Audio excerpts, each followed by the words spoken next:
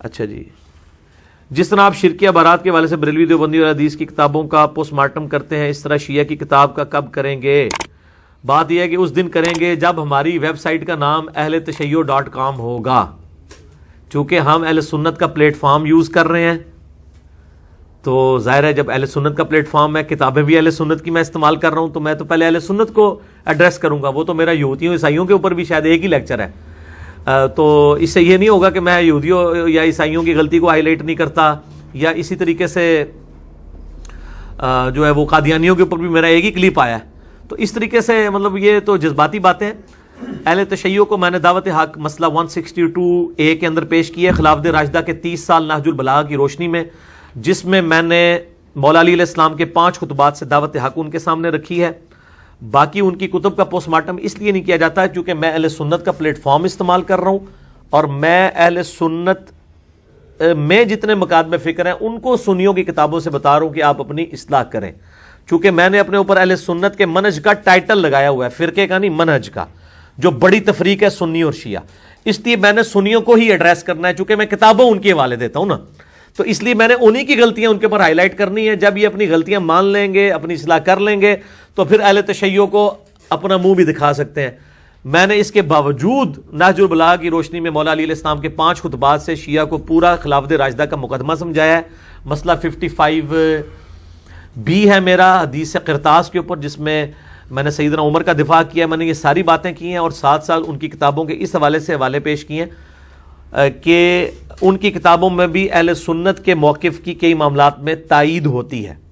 باقی ان کی جو وہ معاملات ہیں، میرے تو ہر لیکچر کے اندر آتا ہے کہ یا علی مدد کہنا شرک ہے۔ جب میں ہر دوسرے لیکچر میں یہ بات کر دیتا ہوں تو ظاہر ہے میں تو بنیادی اختلاف کر رہا ہوں نا، اور اسی والے سے جو کشف کا عقیدہ ہے یا امامت کا بگڑا ہوا عقیدہ ہے، اور اسی طریقے سے قادیانیوں کے جو بگڑے ہوئے عقائد ہیں، اس کے اوپر بھی میرا کلپ آ چکا ہے، قادیانیوں کو دعوت اصلاح، اس میں میں نے سب کے بارے میں یہی موقف اڈاپٹ کیا کہ نبی علیہ السلام کے بعد کسی بھی شخص کے ساتھ کسی کا کوئی ڈیوائن تعلق اللہ تعالیٰ کے کا مانے تو وہ اسی گمراہی کے اندر جو ہے وہ فال کرتا ہے۔ تو اس لیے جو ہے نا وہ یہ میں نے مسئلہ 185 کے اندر انجینئر محمد علی مرزا کے 8 اعلانات، اس میں نے اس ٹاپک کو ایڈریس کیا تھا، تو یہ کبھی بھی نوبت نہیں آئے گی۔ اس کی وجہ یہ ہے کہ اس لیول پہ مجھے اترنے کی ضرورت نہیں ہے، جب تک اہل سنت کی صفائی نہیں ہوتی ہے 80% اہل سنت کی، اس وقت تک 20% اہل تشیع کا پوسٹ مارٹم کرنے کی ضرورت نہیں ہے۔ ہم اہل تشیع اور ہمارے درمیان جو قرآن کتاب کامن ہے، ہم اس کے ریفرنسز دیتے ہیں، نہج البلاغہ سے ریفرنس دے کے ان کو مقدمہ اپنا پیش کیا ہے، جو میں اہل سنت کا مقدمہ ان کی دارت میں پیش کیا ہے۔ تو اس لیے ان باریکیوں میں جانے کی اس لیے ضرورت نہیں ہے کہ میں پہلے اپنے گھر کی صفائی کر لوں اہل سنت کی کتابوں، کیونکہ میں نے سنی پلیٹ فارم استعمال کر لیا نا۔ اگر میری ویب سائٹ اہل سنت پاک.com نہ ہوتی تو پھر میرے لیے معاملہ آسان ہوتا۔ میں سنی شیعہ تفریق میں اہل سنت کے منہج کو صحیح سمجھتا ہوں، اہل تشیع کی میں تکفیر نہیں کرتا ہوں، ان کے ساتھ اختلاف رائے رکھتا ہوں۔ تو اس حوالے سے اگر کسی کو کوئی مطلب غلط فہمی ہوگی ہے تو وہ اپنی غلط فہمی کا ازالہ کروائے، اور شیعہ کو کتابوں کے حوالے کہاں سے دیں؟ ہم جب ان کے ساتھ سیدنا علی رضی اللہ تعالیٰ عنہ کے معاملے میں غلو کی بات کرتے ہیں تو وہ کہتے ہیں ہم نے تو حضرت علی رضی اللہ تعالیٰ عنہ کے بارے میں غلو کیا ہے، اور آپ نے تو اپنے بزرگان دین کے ناموں کے کلمے آپ کے بزرگوں نے پڑھائے ہیں اور وہ آپ کی کتابوں میں لکھے ہوئے ہیں، آپ تو پہلے اپنا اسلام ثابت کریں نا۔ تو وہ تو نہیں کر سکتے، کیسے ثابت کریں گے؟ ان کی تو آپ تکفیر کرنے سے رہے، اتنی تو جرت کسی کے اندر نہیں ہے، تو وہ آپ مقدمے ہی ہار جاتے ہیں۔ پھر وہ کہتے ہیں ہم جب کہتے ہیں کہ مولا علی علیہ السلام نے ابو بکر عمر عثمان رضی اللہ عنہ مجمعین کی خلافت کو انڈورس کیا نہج البلاغہ میں، تو آپ مانتے کیوں نہیں ہیں؟ وہ کہتے ہیں کہ جی بخاری مسلم میں نماز کا طریقہ رفع الیدین کے ساتھ لکھا ہوا ہے، تو دنیا کے جو سنی ہیں 80% سنی تو رفع الیدین سے نماز ہی نہیں پڑھتے ہیں، تو آپ لوگوں نے کیا بخاری مسلم مان لی ہے؟ تو پریکٹیکلی تو انہوں نے مانی، تو دونوں ہی امام میں ننگے ہیں نا۔ تو میرا چونکہ ایمفسائز ہوتا ہے عقیدے کے اوپر، عقیدے پہ میں نے سب سے زیادہ عقیدہ توحید کے اوپر کام کیا الحمدللہ۔ مسئلہ نمبر 3 ہے، مسئلہ نمبر 43 ہے، اور کئی ہیں، بلکہ ہر دوسرے لیکچر میں ایون میں نے سیدنا حسین علیہ السلام کے دفاع میں اور حضرت علی علیہ السلام کے دفاع میں جتنے بھی لیکچر دیے سب میں نے یا علی مدد کو شرک ڈکلیئر کیا ہے اور قرآن حکیم سے ریفرنسز دیے ہیں۔ اس کے بعد تو مجھے کسی سے سرٹیفکیٹ حاصل کرنے کی ضرورت نہیں ہے، اور اس میں الزامی جواب دے دیتا ہوں